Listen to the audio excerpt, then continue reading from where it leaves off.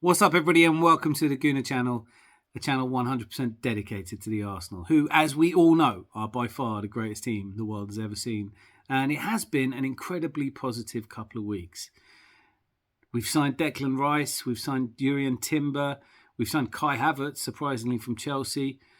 We've extended the contracts of Saliba today and Reece Nelson, to add to the fact that Odegaard is extending and that Saka signed a long contract, Martinelli just before him.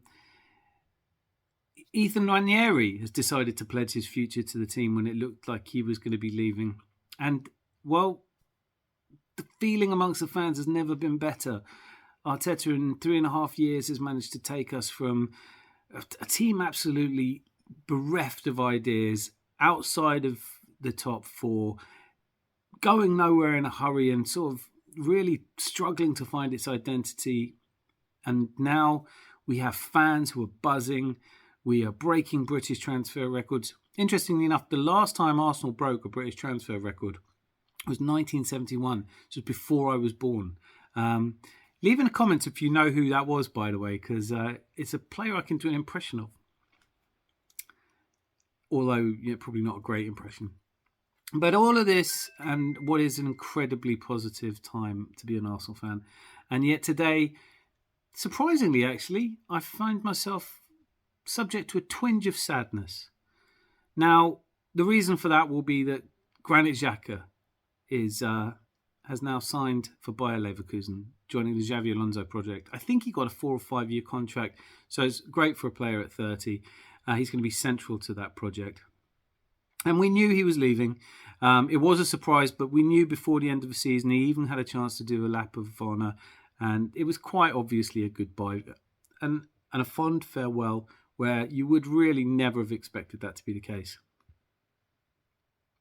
He signed in 2016 for Arsene Wenger. He was everything that we needed in a player, but never quite demonstrated it. I have to be honest, for most of the time under the end of the Wenger period, I just thought he played the ball sideways too often. I just couldn't see a player that I wanted to watch in there. Yes, he scored some cracking goals from distance, but most games he was just frustrating. He was the first name on a team sheet in the Wenger era, and when Emery took over, that continued.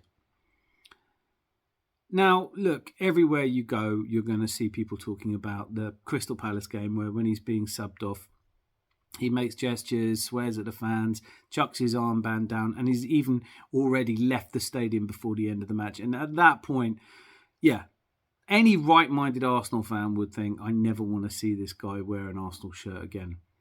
When Arteta came in, he decided he wanted him to stay. And he was the first name on Arteta's team sheet. And I remember having conversations with people about it. There must be something about this guy that they see in training that I just don't see. Well, I think I saw it last season. I think I really saw it last season in that kind of box-to-box role. But I saw it not necessarily in his performances, but in the way that he talked to the other players. He's a natural leader.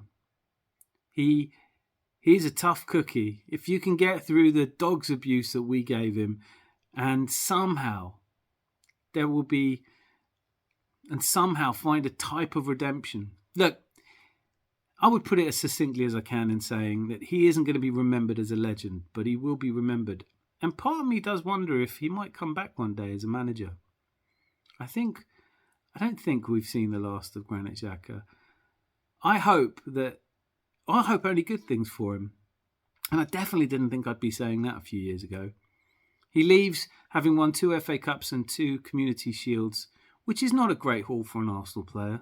But it does speak to the fact that he played at a time where we had lost our way at the end of the Wenger period. Things didn't go better. Listen, being a midfielder in Unai Emery's Arsenal side is not an easy job at the best of times.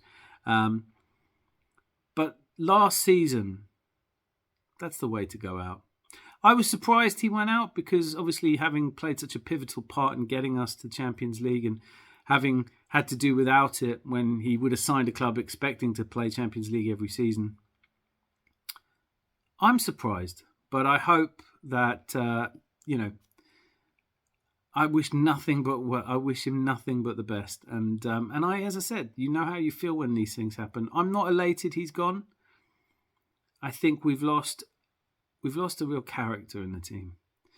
I do think that Declan Rice is a huge upgrade. I know that Granit Xhaka plays a slightly different position from what we're expecting Declan Rice to play. I do think Emil Smith-Rowe could play as Xhaka did last season, and Kai Havertz is being touted as somebody who can play that position. We have options. I think the team will be stronger, but, you know, we've all worked in a workplace where there's a guy that we all like, and I think that could be Granit Xhaka here. There are some question marks about whether we've lost too much experience if we lose him and Thomas Partey. For me, if I could only have lost one, I would have lost Thomas Partey and kept Granit Xhaka, but you can't always have what you want. And in the end, I think Arteta and Arsenal have done what's right for Granit Xhaka. It's a long contract he's been offered, and it means a lot that he is an important part of the project that Xabi Alonso is working on. Well done for the redemption. Well done for the goals against Man United. Some of those free kicks, the belters that you've scored. And for a great goal haul and goal assist and goal contributions last season. Granit Xhaka, I wish you well. Farewell. Granit Xhaka, be lucky and lots of love.